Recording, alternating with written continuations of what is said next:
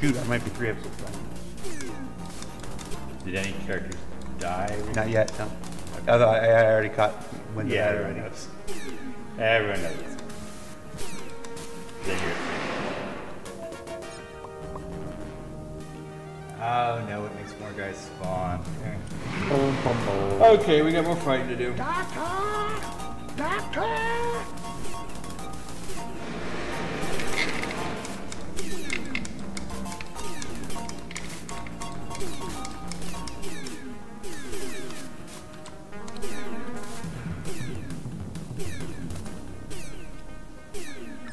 Although, you know, I can just head back to the tech side.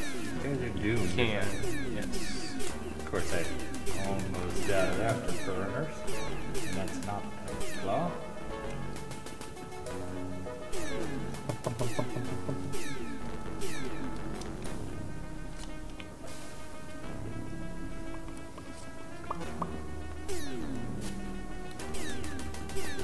It's a good time to use friend or foe. Fire, forget. Someone just brought up transverse. I'd forgotten all about that. Transverse has a weird bit of history. I think that'll get a paragraph in the Star Citizen story. Someday I will write a Wing Commander history, and then we'll get it there. Transverse. Forgot all about that. It was supposed to be a Wing Commander game. Yeah? Some jerk EA wanted to show us up. Yes, here is Secret Mission's ultimate FU, which is that there's a squadron of Cramp attacking the Tiger's Claw after you've destroyed the Sea-Bar and gotten home. And there's no cap, and we're completely out of fuel. Yeah, imagine if you did stick around to That guy's beat gonna feast on your offspring. 5 Jalthi and 6 Grapha. I know, right? And then no this, afterburner and then fuel. this crap. Like I'd say, other than just a huge numbers of enemy ships, I think I mentioned this before, fuel suddenly becomes a really important resource, where you just didn't have to worry about it in the first game. And every time I sat down to play today, I was just like, don't overuse it. Yeah.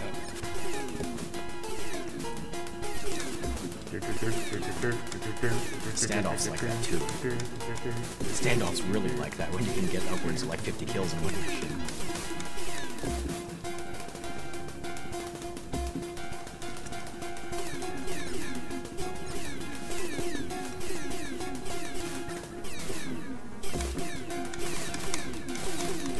This is just cruel.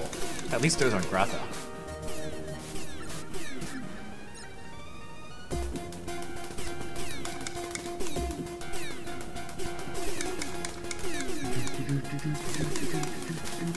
Yeah, they're piling missiles into the Tiger's Claw. Last one. Will you ever stream Wing Commander 3 and 4 on their 25th anniversaries? Yes. This is the 25th anniversary of Secret Missions, so that's why we're doing it. And then on the 25th anniversary of Secret Missions 2, we'll do that. For purists, I'll note that the 25th anniversary is actually yesterday. We cheated a little because we did. It's yesterday somewhere. It's not yesterday anywhere. We had to work yesterday. When we started, it was yesterday somewhere. It's true. Woo! Did it! We did it! We did Secret Missions 1! Guys got 10 Nice minutes. team effort. Woo! Oh, man. Alright. Looks like you got poop on the side of your ship, though. You poop everywhere. That's just... When Toast comes back, he doesn't have poop on his ship. He has a lot of holes and a lot of battle damage, but there's no poop on the side of his ship. You look like you got yourself pooped up, sir. Mission debriefing. We got the kill on record, remember? Congratulations. I thought it was a secret mission. How can you put it on record?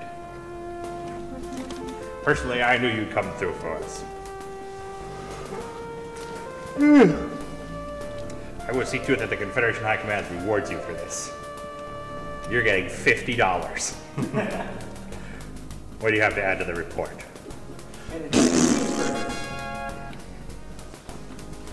Not much, sir.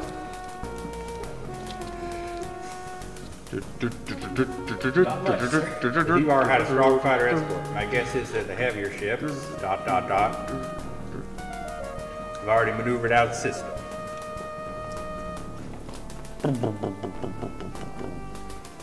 Maybe they thought they could intercept the Tiger Skull and prevent our strike. Like the frothy Nav 1. That ship is dusted, sir. But the Seabar still had a wing of Krant, Jalthi, and Grotha on Ready 5. Krant, Jalthi, and Grotha sounds like a 70s band. Quarter shows you with click 15, Maverick. Shows Knight with 2. And he cowardly ran away. Yes, sir, but I managed to bag the Seabar. Oh!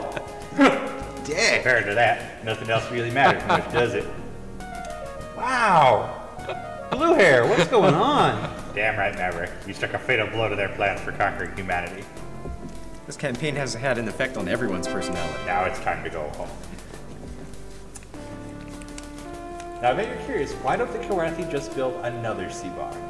That is answered in Super Wing Commander, where they have an additional set of missions between Secret Missions 1 and 2, which tells the story of the Tiger's Claw going and destroying the Seabar shipyards.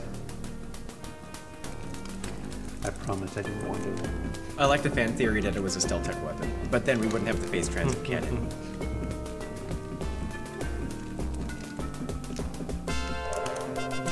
For excellence in combat with the Kilrathi enemy. Honor about. Honor about! Honor about! Honor about! Honor about! 2654.148. It's actually 2655.199, canonically. They don't keep records in the future. Where would that be from? The Terran Confederation presents the Gold Star to the Terran Confederation there. Transfer, I think, the days. I think it's the Kilrathi Tiger calendar. It has the day the Seabar weapon was destroyed. Ah, okay. Gold Star? Gold Star, that's it?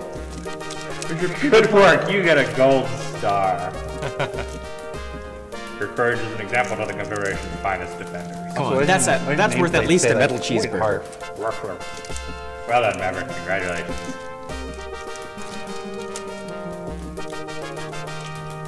I can hear you crumpling paper. Thank you, sir.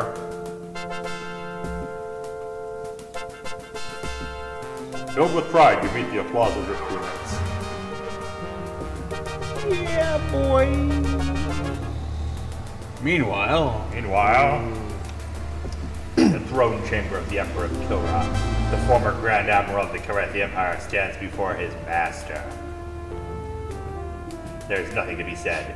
The Admiral is loyal to Kilra and his Emperor. And he knows the price of his failure.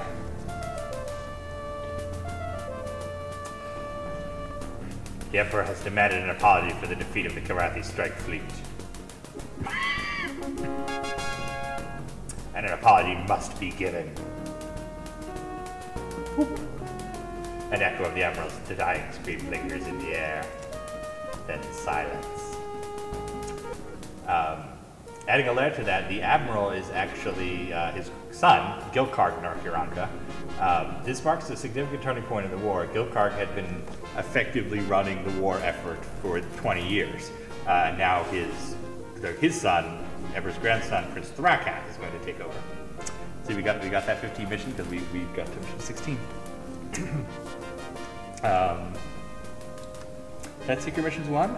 As I mentioned earlier, there's an alternate ending in the SNA's version. Can we bring up the images? we done with this? Yeah, done with this. Goodbye, Secret Missions. You served us well. Metal cheeseburger. Oh, thank you. In the picture things? Okay, so you open this one here. In the on that. In the Super Nintendo version, if you play on Rookie rather than Ace, in the throne room of the Emperor of Kilra, the Emperor is displeased. I don't know. You have arrows there. I don't know what's going on. It's a stupid Windows 10 player. It's the same one. Go to the next one. Oh, it's an animated GIF. I guess I saved it. Well, anyway, he allows the Admiral to live in the Super Nintendo one if you play in Rookie, because he has the shame of being defeated by a rookie pilot, and that tells you to play it again on Ace. So that's that. Trying to think of other things I wanted to mention before we end. In terms of ports, this is available in all sorts of Wing Commander. It's Wing Commander 1 Deluxe. It's on the Wing Commander 1 and 2 CD. There was a port that's just Secret Missions 1 and 2 together for the Japanese FM Towns computer. If you're interested in real Wing Commander Arcana, that's one to look up. We've got a copy there. Yep. It's this one. It's that in a plastic box. So for the FM Towns, and they just, it's both of them in a standalone executable. Unfortunately, there's nothing to do with the box, I don't think. It's just a CD and Is that the Japanese reference card. CD, this is... Oh, no, okay. There's Super Nintendo version, there's version for the PlayStation Portable, version of the Vita, and that is it for Secret Missions 1 ports. Chris brought the PAL version, if you want to compare the... You can see there's...